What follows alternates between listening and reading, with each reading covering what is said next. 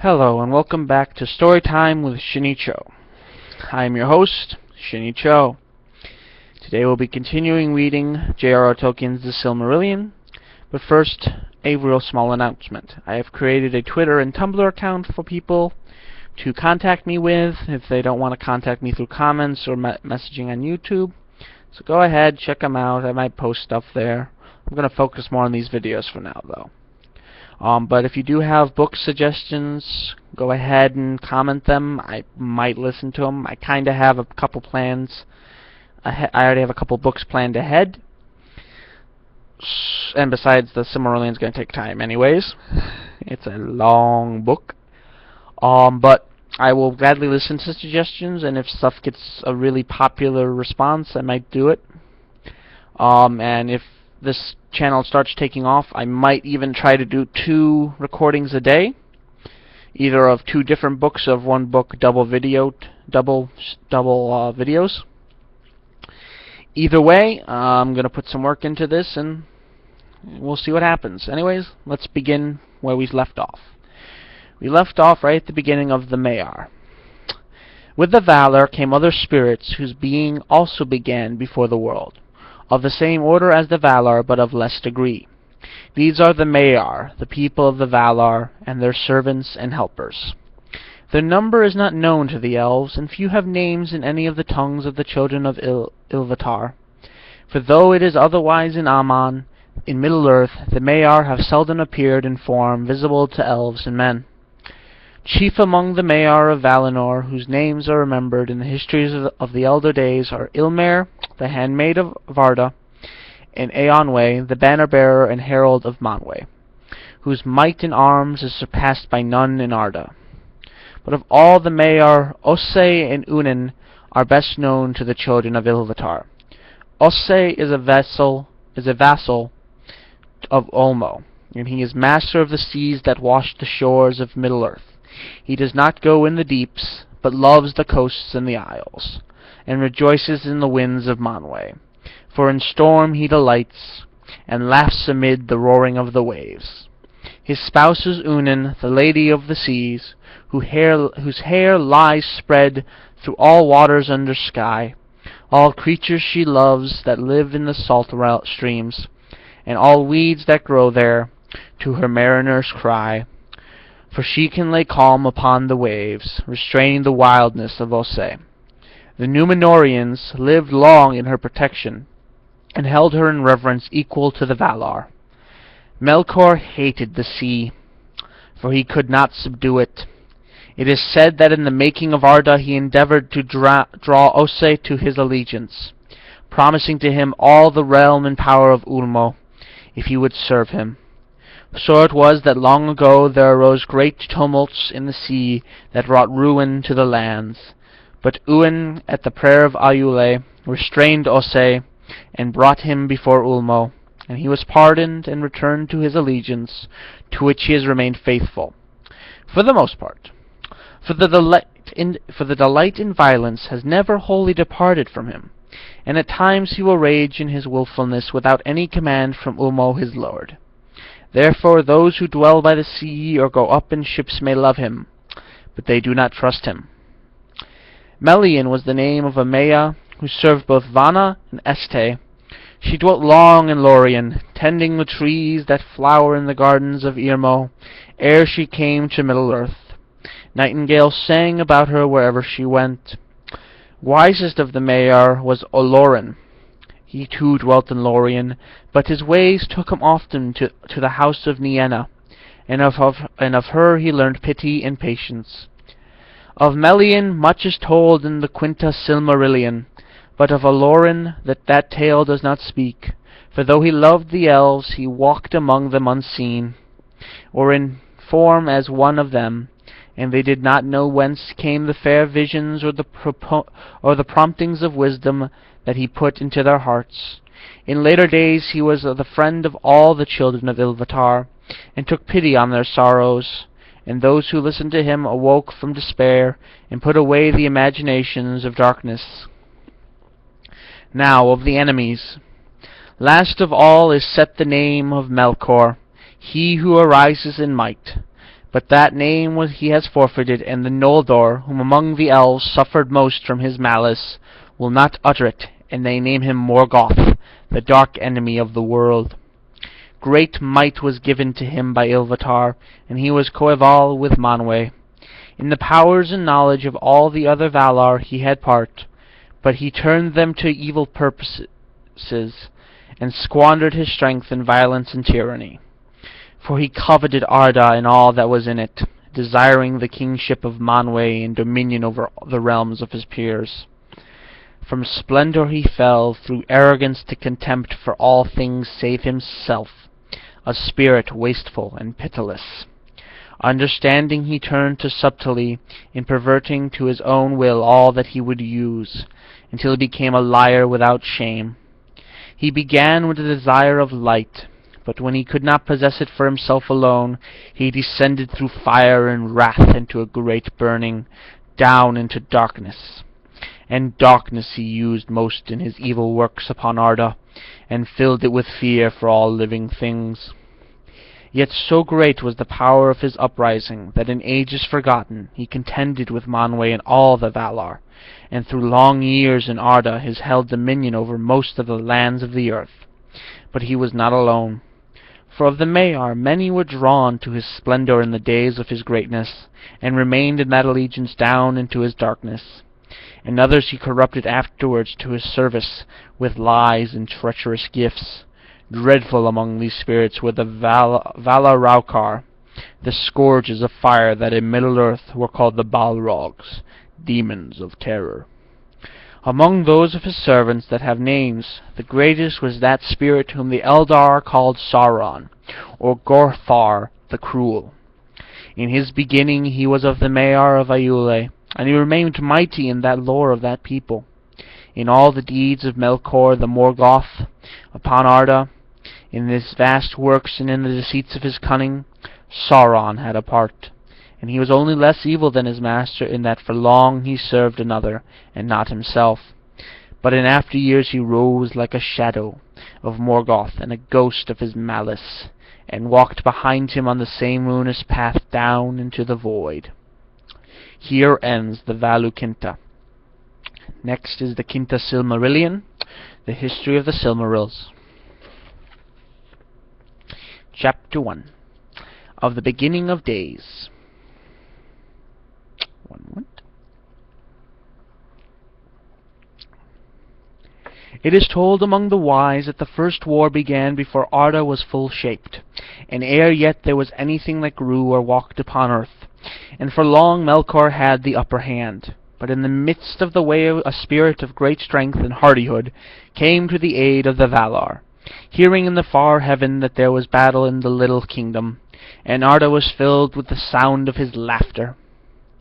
So came Tulkas the Strong, whose anger passes like a mighty wind, scattering clouds and darkness before it, and Melkor fled before his wrath and his laughter, and forsook Arda, and there was peace for a long age. And Tulkas remained and became one of the Valar of the kingdom of Arda. But Melkor brooded in the outer darkness, and his hate was given to Tulkas forever after. In that time the Valar brought order to the seas and the lands and the mountains, and Yavanna planted at last the seeds that she had long devised. And since, when the fires were subdued or buried beneath the primeval hills, there was need of light, Aiule at the prayer of Yavanna wrought 2 mighty lamps for the lighting of the Middle-earth which he had built amid the encircling seas. Then Varda filled the lamps, and Manwë hollowed them, and the Valar set them up high upon high pillars, more lofty far than any mountains of the later days. One lamp they raised near to the north of Middle-earth, and it was named Ilúin, and the other was raised in the south, and it was named Ormal. And the light of the lamps of the Valar flowed out over the earth, so that all was lit as it were in a changeless day. Then the seeds that Yavanna had sown began swiftly to sprout and to burgeon, and they arose a multitude of growing things, great and small, mosses and grasses and great ferns, and trees whose tops were crowned with cloud as they were living mountains, but whose feet were wrapped in a green twilight. And beasts came forth and dwelt in the grassy plains, or in the rivers and the lakes, or walked in the shadows of the woods. As yet no flower had bloomed, nor any bird had sung, for these things waited still their time in the bosom of Yavanna. But wealth there was of her imagining, and nowhere more rich than in the midmost parts of the earth, where the light of both the lamps met and beheld, and blended. And there upon the isle of Al-Marren, in the great lake, was the first dwelling of the Valar, when all things were young, and new made green, and was yet a marvel in the eyes of the makers, and they were long content.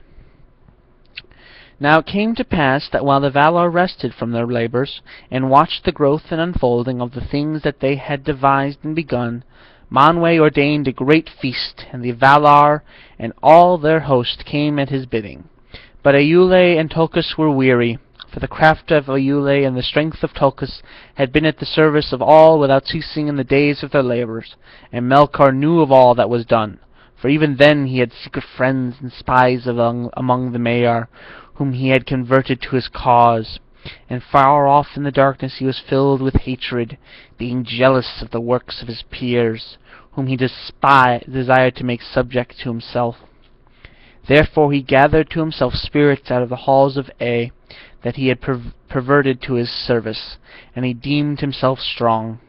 And seeing now his time, he drew near again to Arda, and looked down upon it, and the beauty of the earth and its spring filled him the more with hate.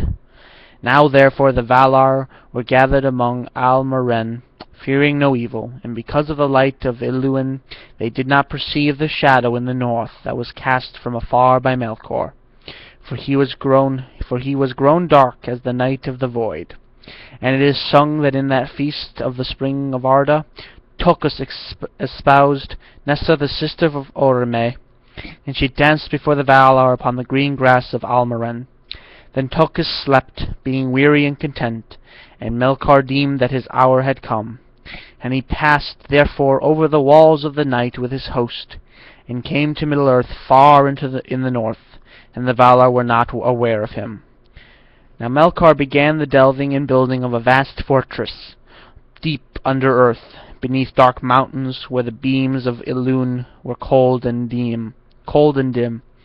That stronghold was named Utumno, and though the Valar knew naught of it as yet, none the less the evil of Melkor and the blight of his hatred flowed out thence, and the spring of Arda was marred. Green things fell sick and rotted, and rivers were choked with weeds and slime, and fens were made, rank and poisonous, the breeding place of flies, and forests grew dark and perilous, the haunts of fear. And beasts became monsters of horn and ivory, and dyed the earth with blood. Then the Valar knew indeed that Melkor was at work again, and they sought for his hiding place.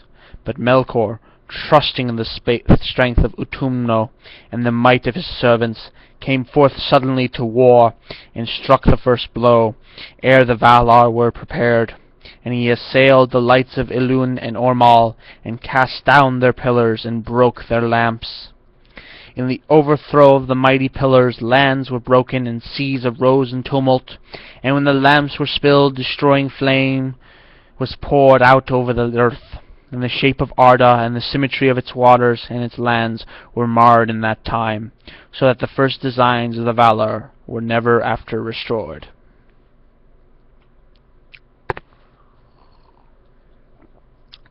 In the confusion and the darkness Melkor escaped, though fear fell upon him. For above the roaring of the seas he heard the voice of Manwë as a mighty wind, and the earth trembled beneath the feet of Tulkas. But he came to Utumno ere Tulkas could overtake him, and there he lay hid. And the Valar could not at that time overcome him, for the greater part of their strength was needed to restrain the tumults of the earth, and to save from ruin all that could be saved of their labor. And afterwards they feared to rend the earth again, until they knew where the children of Ilúvatar were dwelling, who were yet to come in a time that was hidden from the Valar.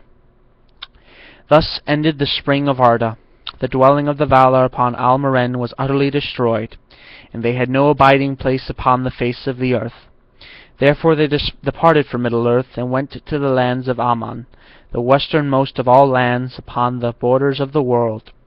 For its west shores looked upon the outer sea, that is called by the elves Achaia, encircling the kingdom of Arda.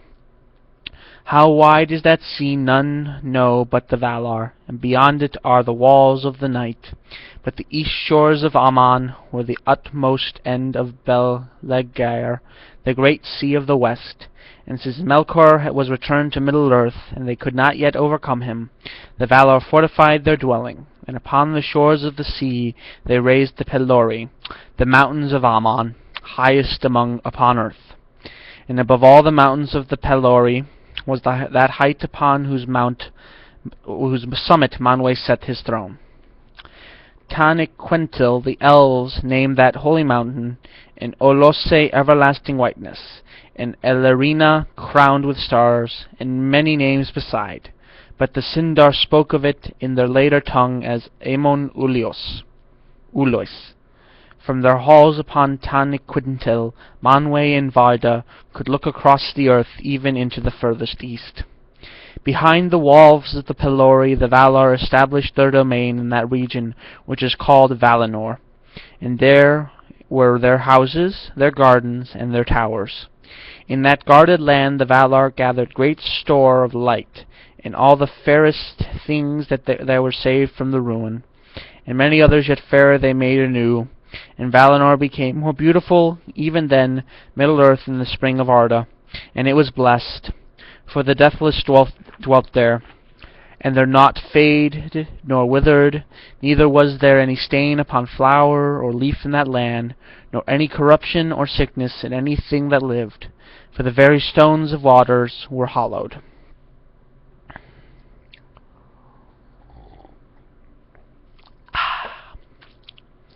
And when Valinor was full wrought, and the mansions of the Valar were established, in the midst of the plain beyond the mountains they built their city, Valmar of many bells.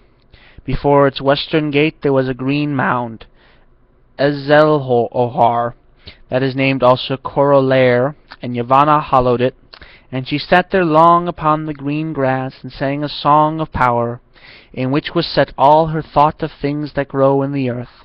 But Nienna thought and silenced, and watered the mould with tears. In that time the Valar were gathered together to hear the song of Yavanna, and they sat silent upon their thrones of council in the Mahanaxar, the ring of doom, near to the golden gates of Valar, and Yavanna Kementari sang before them, and they watched. And as they watched, upon the mound there came forth two slender shoots, and silence was over all the world in that hour, nor was there any other sound save the chanting of Yavanna. Under her song the saplings grew and became fair and tall, and came to flower, and thus there awoke in the world the two trees of Valinor. Of all things which Yavanna made they have most renown, and about their fate all the tales of the elder days are woven. The one had leaves of dark green that beneath were as shining silver, and from each of his countless flowers a dew of silver light was ever falling, and the earth beneath was dappled with the shadows of his fluttering leaves. The other bore leaves of a young green, like the new-opened beech. Their edges were of glittering gold. Flowers swung upon her branches in clusters of yellow flame, formed each to a glowing horn that spilled a golden rain upon the ground, and from the blossom of that tree there came forth warmth and a great light. Telperion, the one was called in Valinor, and Silpion, and Ninquilote, and many other names, but Laurelin the other was, and Melinalda, and Kulurian, and many names in song beside. In 7 hours the glory of each tree waxed to full and waned again to naught, and each awoke once more to life an hour before the other ceased to shine.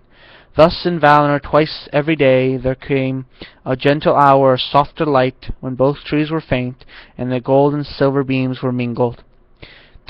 Telperion was the elder of the trees, and came first to full stature and to bloom.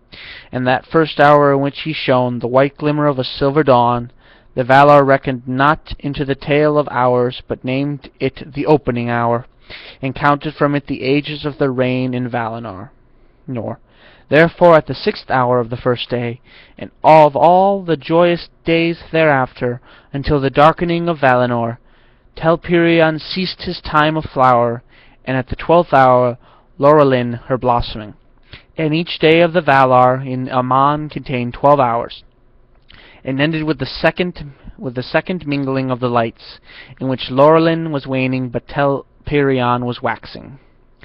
But the light that was spilled from the trees endured long, ere it was taken up into the airs, or sank down into the earth, and the dews of Telperan, and the rain that fell from Lorelin, Varda hoarded in great vasts like shining lakes. They were to all the land of the Valar as wells of water and of light. Thus began the days of the bliss of Valinor, and thus began also the count of time.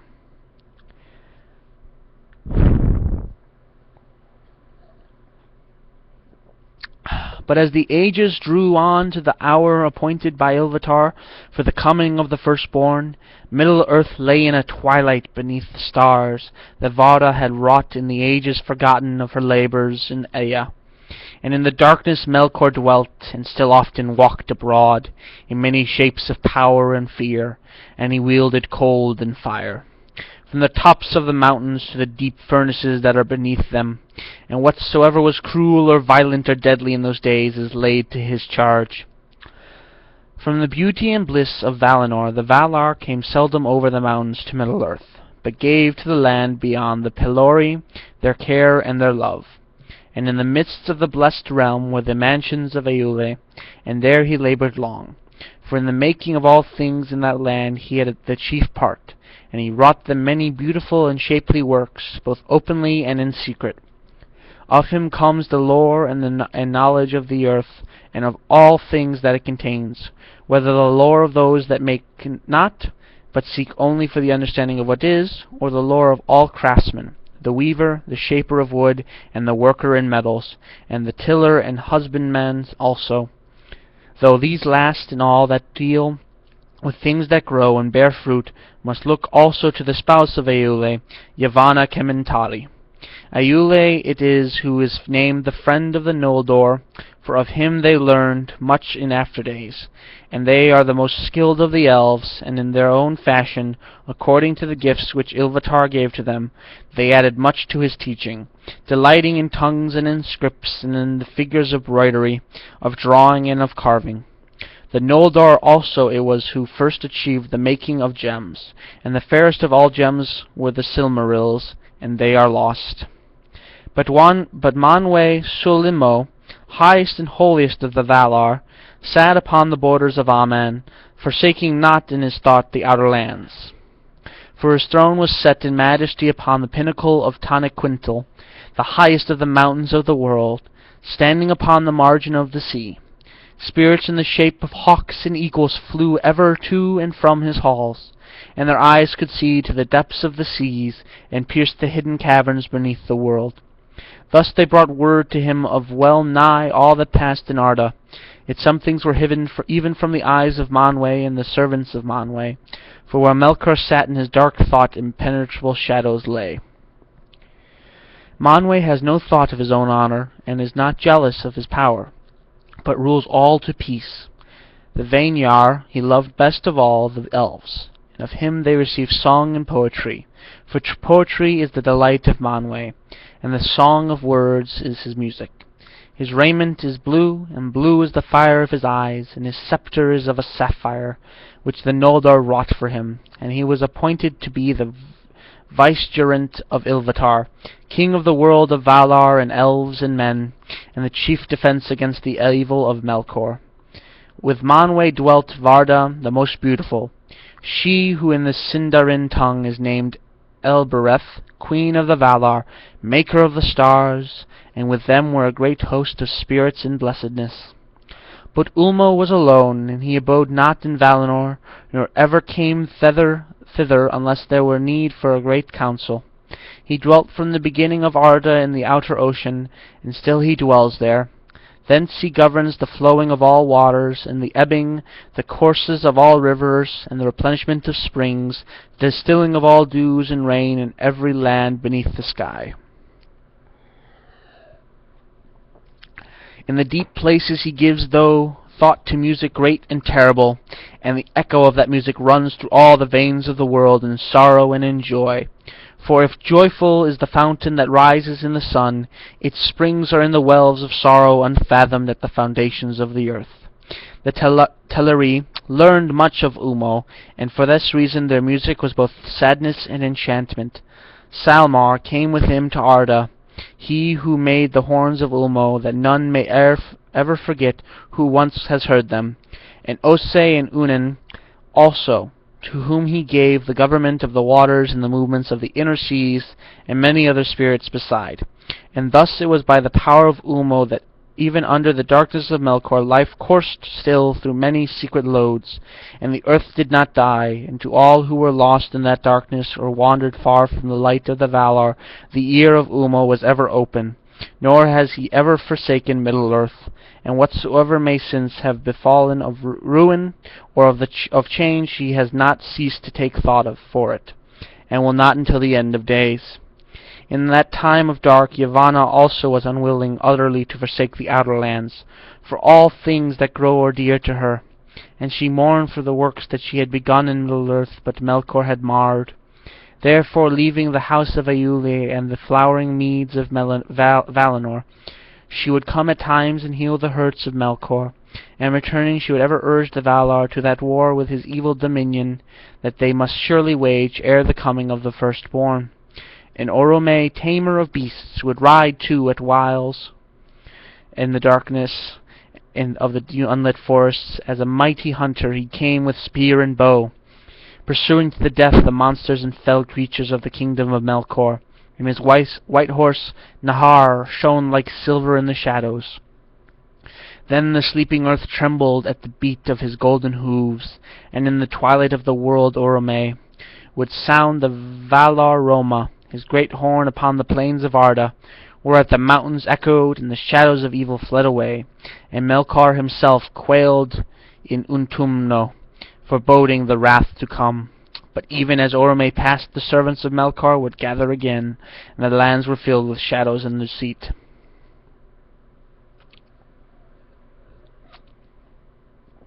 Now all is said concerning the manner of the earth, and its rulers in the beginning of days, and ere the world became such as the children of Ilúvatar have known it.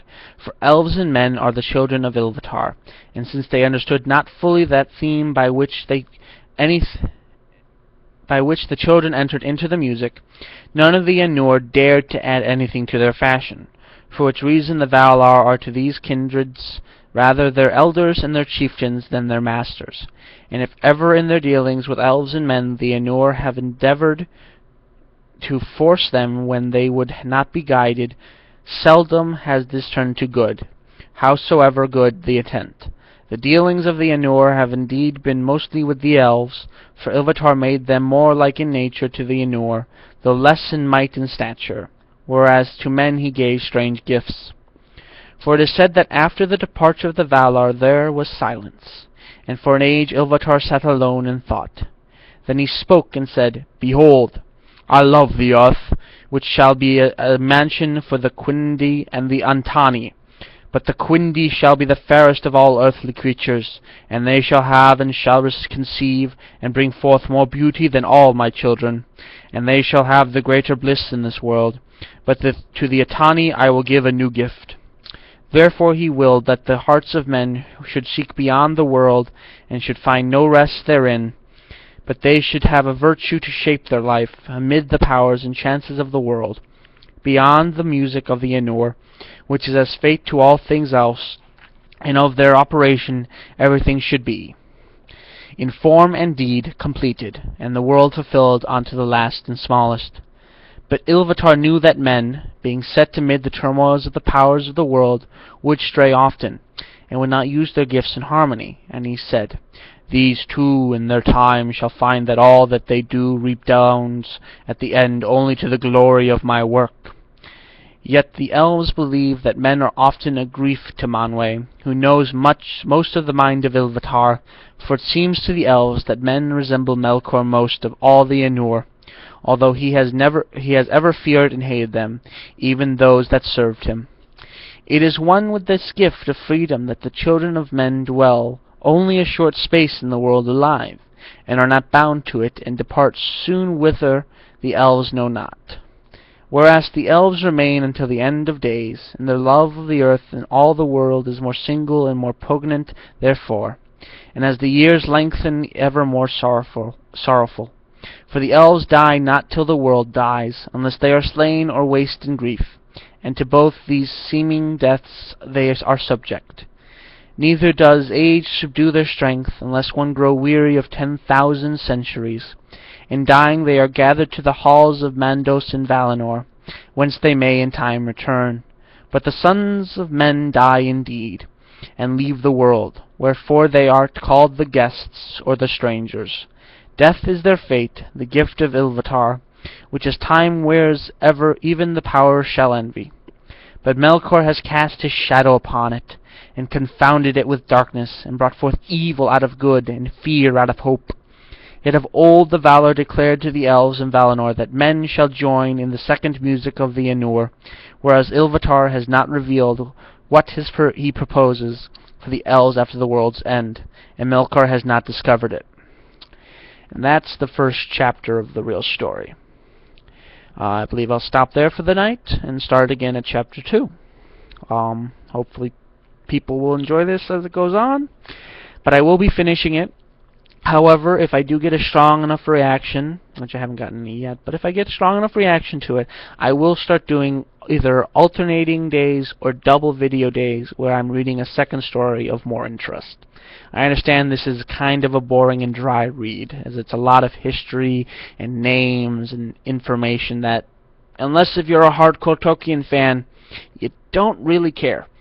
So, if you do watch this, and you do want to see me read other stuff, please leave a comment, Twitter me, post on Tumblr, something. Get in contact with me.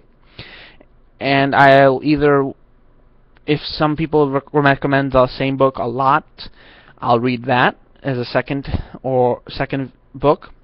Or if there's no major consensus of what to read and just people wanting me to read something else, I will set aside 2 or 3 books, and at the end of one of the Silmarillion videos, ask which book will want to be read, and maybe give it a few days and see which one gets the most response, and then I'll read the one with the best response. If there's no response, I'll just pick a book. Alright? Thank you, and enjoy your days.